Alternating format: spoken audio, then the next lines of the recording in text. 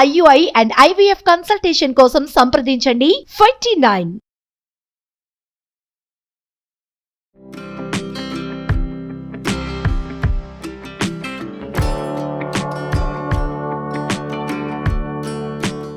Welcome to Suman TV. Cabbage తోటి 4-5 రకాల కూరలు చేసుకున్నామండి. క్యాబేజీ ఆవపెట్టి కూర చేద్దాం. మామూలుగా ఈ శీతాకాలంలో ఆవకూరలు చాలా మంచివండి. ఆవాలు ఒంట్లో వేడిని పెంచుతాయి, జలుబు అవి తగ్గిస్తాయి. హీట్ పెరగటం వల్ల చలి తగ్గుతుంది. మన వైపు ఆవ నూనె రాసుకునే అలవాటు ఉండదు కదా, అందుకని కూరల్లో కనుక కొంచెం ఆవపిండిని యాడ్ చేసుకుంటే చాలా బాగుంటుంది. సింపుల్ పచ్చళ్ళు చేసుకుంటాను చూడండి, ఆవేసి దోస ఆవకాయలు, తర్వాత ఈ మన చాలా చిన్న చిన్న ఆవకాయలు, టమాటా ఆవకాయలు అలాంటివి వేసుకుంటే ఈ సీజన్కి చాలా మంచిది. అన్ని సీజన్స్లోనూ బాగానే ఉంటుంది, ఈ సీజన్లో మంచిదన్నమాట. ముందు క్యాబేజీ సన్నగా తరిగేసి ఒక గిన్నెలో వేసి కడిగే శుభ్రంగా నీళ్ళల్లో వేసి 2-3 పొంగులు రానిస్తే ఉడికిపోతుంది. ఉడికిచ్చేసుకున్న క్యాబేజీతోటి కూర సింపుల్గా అయిపోతుంది. వర్షాకాలము, శీతాకాలము ఆవపెట్టిన కూరలు, ఆవపెట్టిన పెరుగు పచ్చళ్ళు చాలా మంచిదండి. కొంచెం డైజెషన్ లెవెల్స్ని కూడా పెంచుతుంది. హైలో పెట్టి ఒక 2 పొంగులు రానిస్తే కూర ఉడికితే చాలు. మనకి చిటికెడు పసుపు కూడా దీనికి యాడ్ చేద్దాము. నిండా పోసినా ఏం కాదండి, లోపల నుంచి నీరు ఉడికొచ్చేస్తుంది, చక్కగా ఉడికిపోతుంది కూర. ఈ లోపల ఏం చేద్దామంటే మనం దీనికి ఒక చిన్న ఉసిరికాయ అంత చింతపండు, ఇది 1/2 kg ఉందండి క్యాబేజీ. 1/2 కిలో పువ్వు మొత్తం తరిగేసాము. ఒక నిమ్మకాయ కంటే చిన్నది, ఉసిరికాయ కంటే పెద్దది అంత చింతపండు తీసుకుని దీన్ని నీళ్ళల్లో వేసి నానబెడదాం. తర్వాత ఒక పెద్ద స్పూను ఆవాలు తీసుకుని దీంట్లోకి 2 ఎండుమిరపకాయలు ముక్కలు చేసి వేసేసి ఇందులో కూడా నీళ్ళు పోసి పక్కన పెడితే మనం ఆవ పెట్టేటప్పుడు ఇది నూరేసి వేసేస్తామన్నమాట. ఆవాలు పెట్టుకునేటప్పుడు నూరేటప్పుడు తప్పకుండా పచ్చిమిర్చో ఎండుమిర్చో కలిపి నూరితే బాగుంటుంది. ఈ కూరకి ఎండుమిరపకాయల కారం ఇంకా మనం పైన కారం వేయం, పొడి కారం, అందుకని ఎండుమిర్చిని వేసి నానబెట్టి పక్కన పెడదాం. దీంతోపాటు క్యాబేజీ కూరకి ముఖ్యంగా కావాల్సినవి కూర వడియాలు. చాలామంది ఇళ్లలో పెట్టుకుంటాం కదా, మినపప్పుతోటి చిట్టి చిట్టి వడియాలు పెడతాం. ఒకవేళ కనుక మనకి ఇంట్లో పెట్టే అలవాటు లేకపోతే మనకి స్వగృహ ఫుడ్స్లో చక్కగా దొరికేస్తాయండి. ఇవి తెచ్చుకుంటే దీంతో మనం ఏం చేయొచ్చు, చాలా రకాల కూరల్లో వాడుకోవచ్చు. వేసుకునే సైడ్ డిష్ కంటే మనం వేయించి పక్కన పెట్టుకుంటే చారులోకో సాంబార్లోకో నలుచుకోవచ్చు అనుకోండి.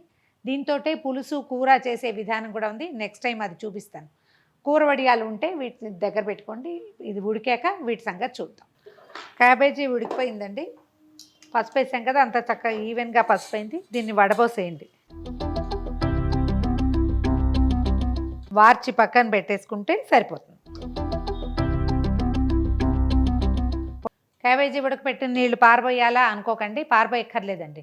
మీకు ఈ క్యాబేజ్ వాసన నచ్చితే రొట్టెల పిండిలో పోసి కలిపేసుకోవచ్చు. ఏదైనా సూప్ లాంటిది క్లియర్ సూపులు చేసుకుంటాం, వాటిలలో వాడుకోవచ్చు. మొన్న ఒక గుమ్మడికాయ సూప్ చూపించాం, అందులో కూడా వాడుకోవచ్చు.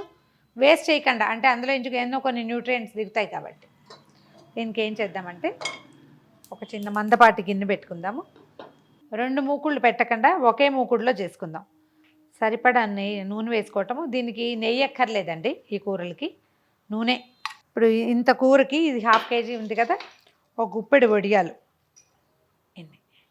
వడియాలు వేపేసి ఈ నూనెలో తిరగమాత వేసేసుకుంటాం అన్నమాట. నూనె కొంచెం వేడెక్కనిచ్చి వడియాలు వేయించేద్దాం.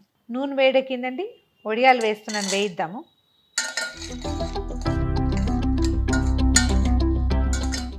నిజానికి ఈ కూరకే అయితే ఇంత నూనె కల్లా కొంచెం తగ్గించవచ్చు. వడియాలు కూడా ఉన్నాయి కాబట్టి కాస్త ఆయిల్ ఎక్కువ వేసాను.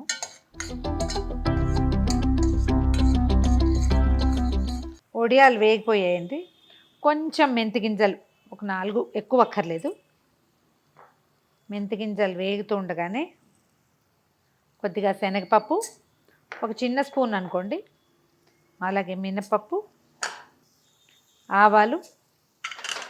జనరల్గా ఈ కూరల్లోకి ఇవి జీలకర్ర వేయరండి, కానీ ఈ క్యాబేజీ వాసనకి చాలా బాగుంటుంది జీలకర్ర వేస్తే.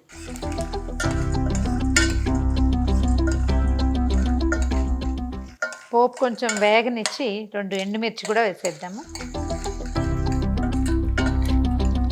కొద్దిగా ఇంగువ, 2 పచ్చిమిరపకాయ ముక్కలు, 2 రెబ్బల కరివేపాకు.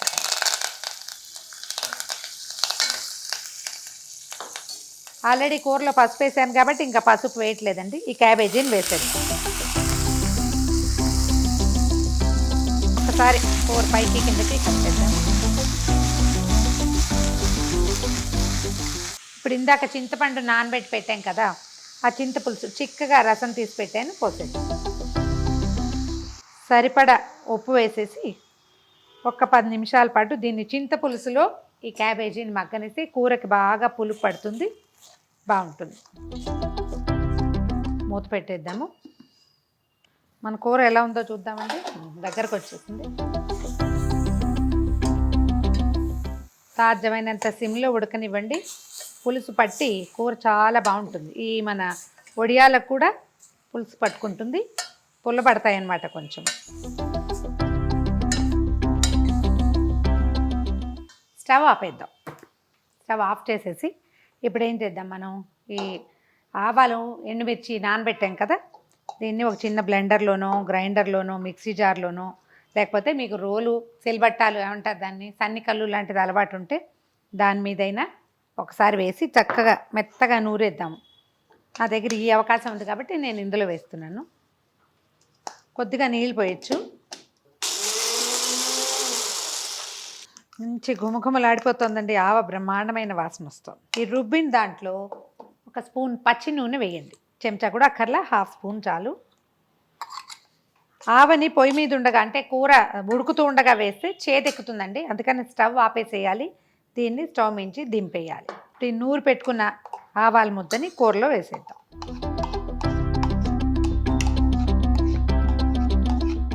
ఇంక ఇందులో మనం వేసిన కారం ఏం లేదండి, పోపులో వేసిన పచ్చిమిర్చి ఎండుమిర్చే కదా, మొత్తం కూరంతా కలిసేలాగా కలిపేద్దాం. వడియాలు, వేగిన వడియాల వాసన ఈ ఆవ వాసన కలిసి ఎక్సలెంట్గా ఉంటుందండి, భలే రుచిగా ఉంటుంది. అంటే మనకి ఈ టేస్ట్ ఉండాలి, అది కూడా ఒకటి ఉంది, ఆవ తినే అలవాటు ఉండాలి. లేదా ఒకసారి ట్రై చేసి చూస్తే దీని రుచి అర్థమైందంటే మనం ప్రతి సంవత్సరం చేసుకుంటాం. ఇంకా ఆవకూరల్ని కొంచెం ఊరనివ్వాలండి. చేయగానే ప్లేట్లో వేసుకుంటే అంత బాగోదు, అంటే రుచి రాదు పూర్తిగా. 1 గంట 2 గంటలు ఆగితే ఇది చల్లారితే చాలా బాగుంటుంది. పొద్దున్న చేసింది సాయంత్రానికి మరీ రుచిగా ఉంటుంది. ట్రై చేసి చూడండి. ఇంక కూరని పొయ్యి సెగ మీద ఉంచకుండా ఏదైనా వేరే పాత్రలోకి తీసి దగ్గరగా మూత పెట్టి అడ్డ పెట్టుకుంటే నిదానంగా ఆవ రుచి వాసన బయటకు వస్తుంది, కూర మరింత రుచిగా అవుతుంది. పరమ బోరుగొట్టే క్యాబేజీ కూరని అత్యంత హెల్దీగా శీతాకాలానికి ఉపయోగపడేలాగా ట్రై చేసి చూడండి. ఆవ పెట్టిన క్యాబేజీ కూర చాలా రుచిగా ఉంటుంది. ఈ వీడియో కనుక మీకు నచ్చినట్లయితే లైక్ చేయండి, షేర్ చేయండి. మరిన్ని ఇంట్రెస్టింగ్ వీడియోల కోసం సుమన్ టీవీకి సబ్స్క్రైబ్ చేసుకోండి.